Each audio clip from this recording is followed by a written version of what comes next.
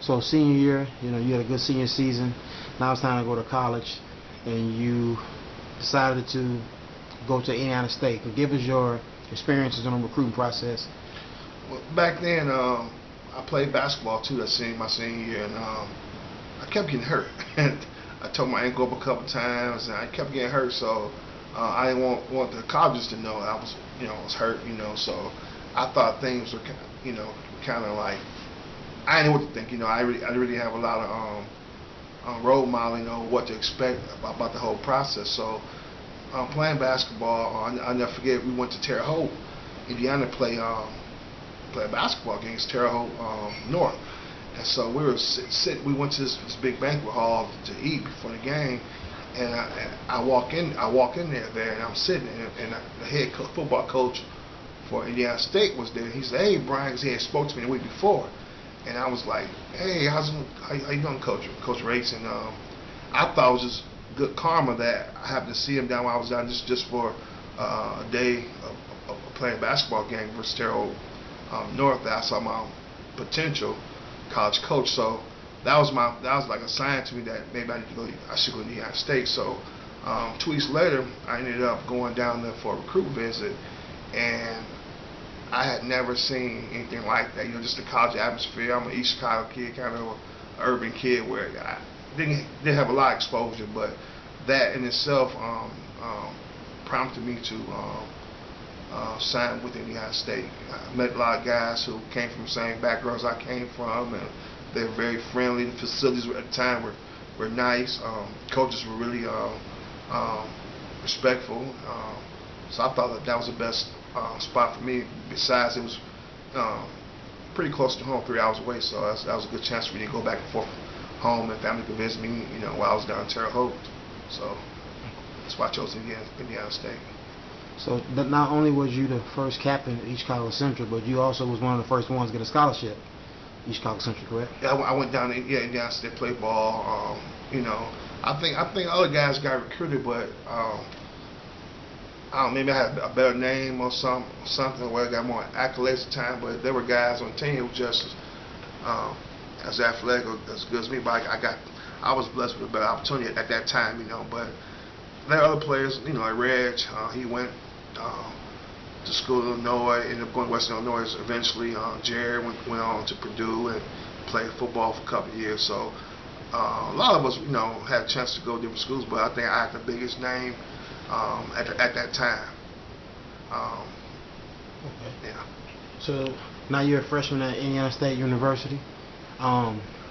Give us your experiences or what you want to accomplish as a freshman and so on. Well, I think I didn't know what to expect when I went down to Indiana State. I was 17. I was about to turn 18 soon, and I was just wild.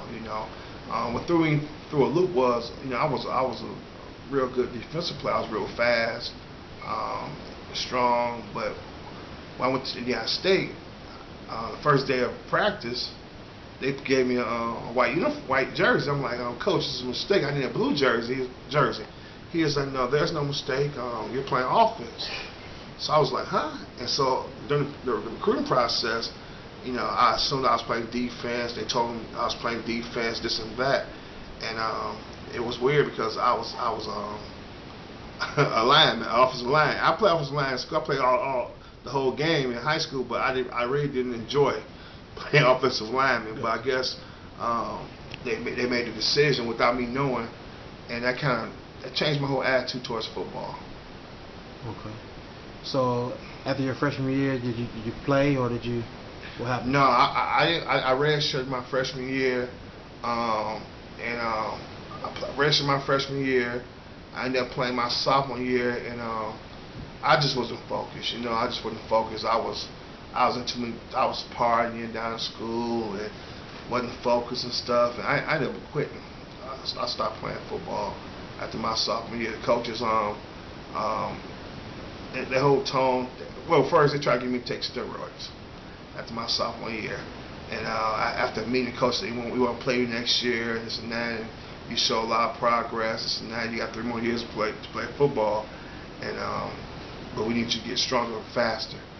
And I was like, huh? I'm gonna lift the weights every day, coach. No, we need you to get stronger, faster. Go talk to one of your teammates, he gonna hook you up.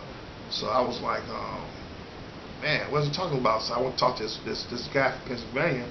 He's you know, it costs $9 to get this stuff, and after that, it costs additional this or that. And so he was talking about steroids. So I'm like, what? And so I didn't know it, you know, but there were quite a few guys on our team who were, you know, juicing up, you know. So, and back then, the late 80s or early 90s, you know, it wasn't a big deal. People didn't talk about it a lot, about steroids a lot, but you know, my biggest thing was, you know, I don't want to taking steroids because it make your, you know, wet small, you know. So I was like, no, I'll pass on that one. So it just the whole thing kind of turned me the wrong way. Coaches, when they recruit you, they're one way. Then once you get down to a school, they kind of change on you. The guy who recruited me, he didn't speak to me once I got down there. He was different. He was a defensive backs coach. He didn't speak to me. You know, if I had a problem, there was really nobody to talk to. So, you know, I think, you know, athletes really need mentors, guys they can trust to talk to, and that's one of the things I want to do one day is, you know, mentor athletes from the area to talk to them and show them the process, because it seems like when you're down in school, you're on an island by yourself.